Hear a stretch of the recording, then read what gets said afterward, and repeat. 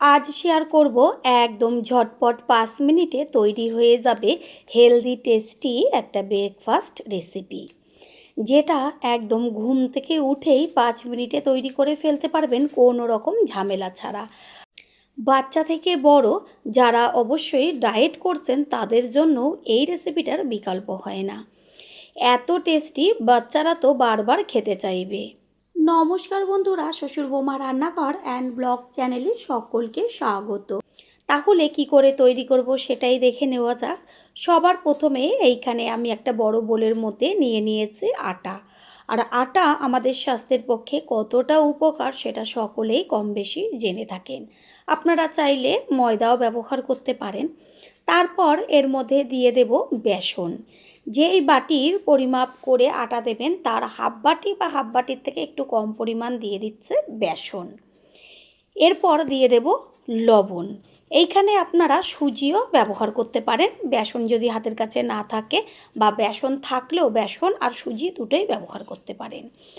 একটা হ্যান্ড উইচের সাহায্যে ভালো করে সব কিছু উপকরণ মিশিয়ে নেব। শুকনো উপকরণগুলো মিশিয়ে নিয়েছি। এবার এর মধ্যে দিয়ে দিচ্ছি হাফ কাপ পরিমাণ জল। জলটা দেওয়ার পরে ভালো করে হ্যান্ড উইচ দিয়ে মিশিয়ে নেব। প্রথমেই একদম বেশি জল ব্যবহার করবে না, অল্প অল্প জল দিয়ে ব্যাটারটাকে প্রথমে তৈরি করতে হবে। ব্যাটারের মধ্যে আরও হাফ কাপ পরিমাণ জল দিয়ে দিলাম। তারপর হ্যান্ড উইচ দিয়ে আবারও ভালো করে মিশিয়ে নেব। আর ব্যাটারটা খুব ভালো করে একটু সময় নিয়ে তৈরি করে নিতে হবে। দেখাই যাচ্ছে যে আমি কিভাবে ব্যাটারটাকে তৈরি করে নিচ্ছি। ঠিক এইভাবেই এপাশ ওপাশ ঘুরিয়ে ঘুরিয়ে সুন্দরভাবে গুলে নিতে হবে।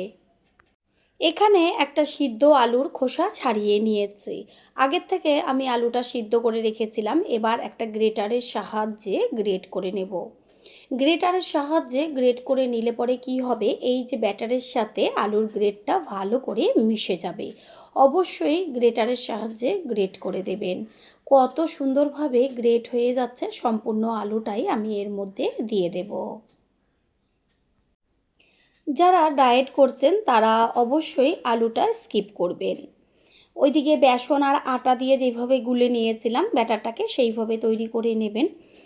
এবার আলুটা গ্রেট করে নেওয়া হয়ে গেছে, ভালোভাবে ব্যাটারটাকে গুলে নেব। এইভাবে হ্যান্ড উইচ দিয়ে ব্যাটারটাকে গুলে নিলে পরে সুন্দরভাবে আলুর গ্রেটটা মিশে যাবে। এরপর এর মধ্যে আমি একটা ডিম ভেঙে দেব। এইখানে ডিমের পরিমাণটা কম বেশি ব্যবহার করতে পারেন, একটার বেশিও ডিম বা তার বেশিও ডিম ব্যবহার করতে পারেন। ডিমের সাথে সাথেই দিয়ে দেব দুধ। একদম ঘন করে প্রথমে ব্যাটারটা তো গুলে নিয়েছি, আর একটু পাতলা করার জন্য এর মধ্যে ব্যবহার করছি দুধ। তারপর দিয়ে দিচ্ছি পরিমাণ মতন চিনি। চিনিটা যে যেমন খাবেন সেই অনুযায়ী দেবেন। এবার দুধ আর ডিমটা দিয়ে ভালো করে ব্যাটারের সাথে মিশিয়ে নেব। আর এই ব্যাটারটা বেশ একটু পাতলা হবে। এতটুকু ভিডিও দেখার পরেই আপনারা হয়তো বুঝতে পারছেন যে রেসিপিটা কতটা স্বাস্থ্যকর। ভালোভাবে গুলে নেব। টেস্টটা আরও টেস্টি হবার জন্যই এর মধ্যে দিয়ে দিচ্ছি কাঁচা পাকা লঙ্কা একদম ছোট ছোট করে কেটে। আর দিয়ে দেব বেশ কিছুটা পরিমাণ কুচিয়ে নেওয়া ধনেপাতা। চিনিটা দেওয়া হয়েছে কারণ সমস্ত কিছুর ব্যালেন্সটা ঠিক রাখার জন্য। কেউ চাইলে চিনিটা বাদও দিয়ে দিতে পারেন। এবার ধনেপাতা আর কুচানো লঙ্কাটা ভালো করে ব্যাটারের সাথে মিশিয়ে নেব। দেব ভাজা জিরের গুঁড়ো। এই ভাজা জিরের গুঁড়ো দেওয়াতে এত সুন্দর একটা গন্ধ আসবে। ভাজা জিরের গুঁড়ো যদি হাতের কাছে না থাকে অবশ্যই গরম মশলার গুঁড়ো ব্যবহার করতে পারেন। ভালো করে মিশিয়ে নিয়ে একটা ডুবো হাতা নিয়েছি, আর তার সাহায্যে তুলে দেখিয়ে দিচ্ছি যে ব্যাটারটা কতটা পাতলা বা কতটা ঘন রাখতে হবে। ব্যাটারটা খুবই পাতলা, দেখা যাচ্ছে যে হাতার পেছনে একটা পাতলা হালকা লেয়ার পড়েছে। ঠিক এরকম পাতলাভাবে ব্যাটারটাকে তৈরি করতে হবে। ব্যাটার তো একদম তৈরি হয়ে গেছে। গ্যাসের ওভেনে একটা তাওয়া বসিয়ে তাওয়াটাকে ভালো করে গরম করে নেব প্রথমে। এরপর ব্রাশ দিয়ে পুরো তাওয়ার গায়ে তেল ব্রাশ করে নেব। এখানে সাদা তেল ব্যবহার করেছি। আর যদি বাচ্চাদের টিফিনে একটু টেস্টটা বাড়াতে চান তাহলে অবশ্যই ঘি বা বাটার যে কোনো একটা দিয়েও করতে পারেন। ভালো করে মাখিয়ে নিয়েছি, আর কোনো রকম বেশি তেল আমি এতে ব্যবহার করব না। এবার ব্যাটারটা দেওয়ার আগে আবারও একটু হাতা দিয়ে ভালো করে মিশিয়ে নিচ্ছে। তারপর হাতায় তুলে প্রথমে এক হাতা আস্তে করে নিয়ে তাওয়ার মাঝখানে ছেড়ে দেব। তারপর আবারও এক হাতা নিয়ে তার উপরে দিয়ে দেব। এরপর হাতার পেছনটা দিয়ে বেশ গোলা রুটির মতন গোল করে একদম বড় করে দিতে হবে। দেওয়ার সাথে সাথে একদম ওপরটা কত সুন্দর জালিদার হয়ে যাচ্ছে, দেখাই যাচ্ছে, আর ফুলে উঠছে। এবার একটা ঢাকনা চাপা দিয়ে দেবো, আর ঢাকনা দেওয়ার সাথে সাথেই দেখবেন সুন্দরভাবে পুরোটা ফুলে উঠছে। এইভাবে 2 থেকে 3 মিনিট মতন ঢাকনা চাপা দিয়ে রাখার পরে ঢাকনাটা সরিয়ে দেব। পুরনো বন্ধুদের সবসময় আমাদের পাশে এইভাবে ভালোবেসে থেকে এগিয়ে নিয়ে যাবার জন্য অনেক অনেক ভালোবাসা। চারদিকটা কত সুন্দর নিজের থেকেই উঠে আসছে। ঢাকনাটা সরানোর পরে দেখা গেল এবার একটা খুন্তির সাহায্যে আস্তে করে তুলে দিলেই সুন্দরভাবে রুটিটা উঠে চলে আসবে। এরপরে উল্টে দেব ওপরের পিঠটা হবার জন্য। ওপরের পিঠটাতে আপনারা একটু তেলও ব্রাশ করে নিতে পারেন, তবে আমি কোনো রকম তেল ব্রাশ করিনি। ওই যে একবার তাওয়ার উপরে তেল ব্রাশ করে নিয়েছি, এতেই হয়ে যাবে। এপিঠ ওপিঠ করে সুন্দর করে ভেজে নেব। টিফিনের 2 পাশটাই খুব সুন্দরভাবে ভাজা হয়ে গেছে। এটাকে তুলে একটা প্লেটে রেখে দেব।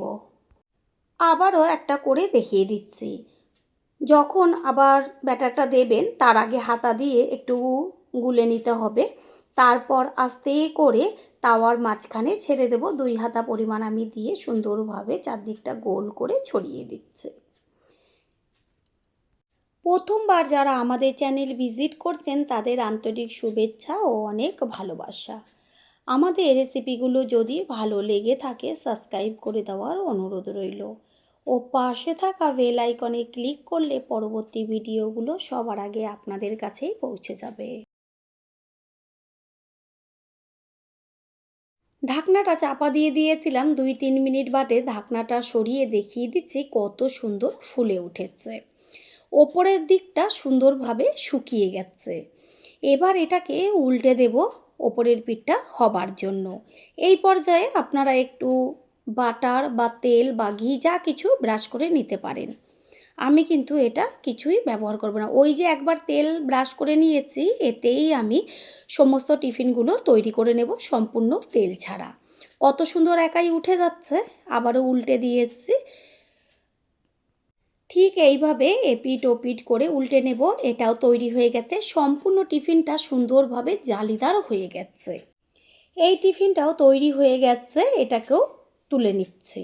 আর একই রকমভাবে সমস্তগুলো তৈরি করে নেব।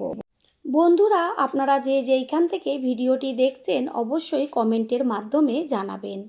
আপনাদের ধন্যবাদ জানাতে পারলে সত্যিই আমরা ভীষণ ভীষণ আনন্দিত হব।